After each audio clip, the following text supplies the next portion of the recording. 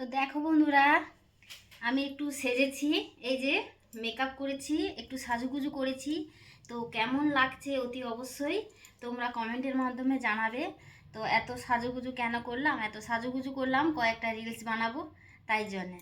তো রিলসগুলো অনেকগুলো শেষ হয়ে গেছে, তো বানাবো বানাবো বলে আর হয় না। তো আজকে ভাবলাম যে আজকে একটুখানি শাড়ি পরি, তো একটু শাড়ি পরেছি।